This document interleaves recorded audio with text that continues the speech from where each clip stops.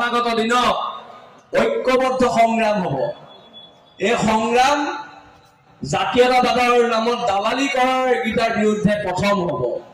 জাতীয়তাবাদৰ নামত দালালি কৰাৰ যিকেইটা মানুহে কৰি আছে সিহঁতৰ বিৰুদ্ধে প্ৰথম হ'ব। কিন্তু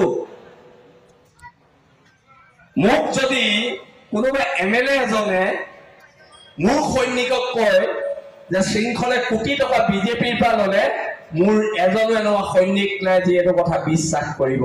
এইটো মোৰ সৈনিকৰ ওপৰত বিশ্বাস, শৃংখল চলিহাৰ বিশ্বাস এইটো। আৰু শৃংখল চলিহাই অন্ততঃ দেশ আৰু জাতিক বিকি নকৰে আৰু নকৰে, কোনো কাৰণত নকৰে। কোনো কাৰণত দেশ জাতিক বিক্ৰী কৰা নহ'ব, দেশ জাতিৰ কাৰণে অধিকাৰ কাঢ়ি অনা হ'ব। 17 চনৰ পৰা 23 চনলৈকে জেলতে আছো, আকৌ আমাক কথা ওলাই, আমাক কথা নহ'ব না।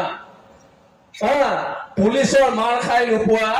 আৰু আমি আকৌ GMCHত নাই দেই, আমি GMCHত নাই, এচি ৰুমত, আমি জেলত আছো, জেলত। আৰু এটা কথা স্পষ্ট,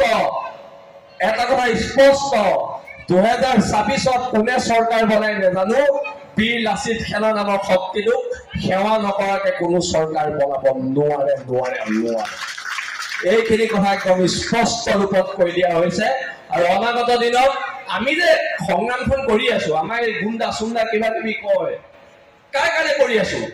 আজি 8টা ল'ৰা ছোৱালীয়ে হিন্দু সম্প্ৰদায়ৰ, মুছলমান সম্প্ৰদায়ৰ ল'ৰা ছোৱালীয়ে ইয়াত আজি নাছিলে। এই যে সৰু সৰু ল'ৰা ছোৱালীখিনি, ইহঁতৰ কাৰণে আমি সংগ্ৰাম কৰি আছো। আমি সংগ্ৰাম নিজে ঘৰ বনাবলৈ কৰা নাই, নিজে ফ্লেট ল'বলৈ কৰা নাই। আমি সংগ্ৰাম কৰিছো তাৰ কাৰণে, আহিবলগীয়া ভৱিষ্যত প্ৰজন্মৰ কণ কণ খিলঞ্জীয়া মানুহৰ কাৰণে। ইয়াত কোনো ধৰণৰ কথা নাই। আমাৰ দালাল ক'ব, মোৰ যদি এটা একাউণ্ট বেলেঞ্চ চাই 2 টকা 50 পইচা মান আছে, কিন্তু আমাক আকৌ কয় আমি বিজেপি পৰা, কংগ্ৰেছৰ পৰা, ইটোৰ পৰা সিটোৰ পৰা আমি 15 কোটি ললো, 16 কোটি ললো। কমাই ক'ব লাগে, 15,000 20,000 ক'লেও ভাল নেকি? 15 কোটি 16 কোটি ক'লে মানে অসমৰ জনগণে বিশ্বাস নকৰে। আৰু সেইকাৰণে মই এটা কথা স্পষ্টকে বীৰ লাচিত সেনাৰ আজি শিৱসাগৰৰ এই সৈনিকসকলৰ সন্মুখত মই কৈছো, যদি মই এই সৈনিকসকলৰ আগত কৈছো, যদি কোনোবা এদিনা শৃংখল চলিহাই পইচা খায়, আপোনালোকে সেইদিনাই শৃংখল চলিহাৰ পুতলা জ্বলাব আৰু শৃংখল চলিহাক নেমানিব। আপোনালোকৰ বিশ্বাস আছে নে নাই যে মই কেতিয়াও পইচা নাই খোৱা? নিশ্চয় আছে, নিশ্চয়। আৰু এটা কথা স্পষ্ট, যদি জীৱনত কেতিয়াবা পইচা পাতি আমাৰ কোনোবা সৈনিকৰ হয়, মোৰ হয় নহয়, আমাৰ যদি কোনোবা সৈনিকৰ হয়, আমি খিলঞ্জীয়া মানুহৰ মাজত বিলাই দিম। আমি খিলঞ্জীয়া মানুহৰ প্ৰত্যেক বিপদত থাকিম। কিন্তু এইবোৰ দালালি কথাত আমি ভুল নাযাওঁ। আৰু আমাৰ বীৰ লাচিত সেনাৰ মানে কি হৈছে, সৈনিকসকলৰ একতাটো ভাঙিব বিচাৰিছে, শৃংখল কোটিপতি। মই সেইদিনা মোৰ লগৰ ল'ৰা এটা থাৰ এখন লৈ গৈছিলো, মই দৰঙলৈ গৈছিলো। তেতিয়া এজন আমাৰ স্থানীয় বিধায়ক, তেওঁ কৈছে যে শৃংখলে 19 লাখ টকা দি থাৰখন ল'লে। নাই লোৱা, এখন মই ভাড়ালৈ লৈ গৈছিলো। কিন্তু বদনাম কৰিব পাৰিব, সত্য প্ৰমাণ কৰিব নোৱাৰে। এইখন সংগ্ৰাম চলিবনে? চলিব। তাৰ বিৰুদ্ধে চলিব, দালালিৰ বিৰুদ্ধে চলিব। আঞ্চলিকতাবাদৰ নামত বিজেপিৰ পৰা 25-30 লাখ লৈ থকা MLA বিৰুদ্ধে চলিব নচলে? চলিব, হয়নে নহয়? বিৰোধী ঐক্য নামত দালালি কৰা মানুহটোৰ বিৰুদ্ধে চলিব নচলে? চলিব।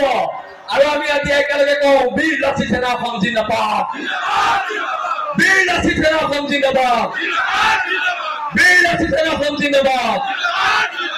আছে হেংদাংগো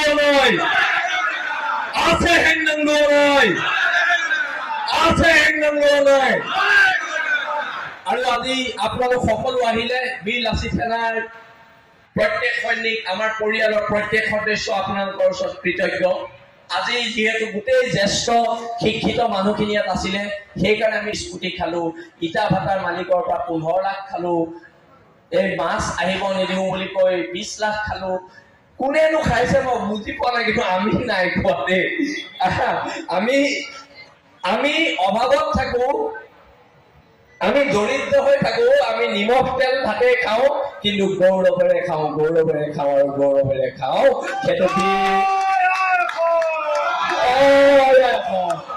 আৰু সেইকাৰণে মই আজি গোটেই জ্যেষ্ঠ মানুহখিনিৰ আগত কথাখিনি স্পষ্টীকৰণ দিছো আৰু যদি কেতিয়াবা এনেকুৱা ধৰণৰ দুৰ্নীতিত নিমজ্জিত হওঁ অসমৰ ৰাইজে জোতাৰে মাৰিলেও তাত মোৰ আপত্তি নাই বীৰ লাচিত সেনাৰ কোনো সৈনিকৰ আপত্তি নাই কিন্তু যেতিয়ালৈকে বীৰ লাচিত সেনাৰ সৈনিকৰ তেজ আৰু ঘাম আছে তেতিয়ালৈকে আমি কেতিয়াও দুৰ্নীতি নকৰো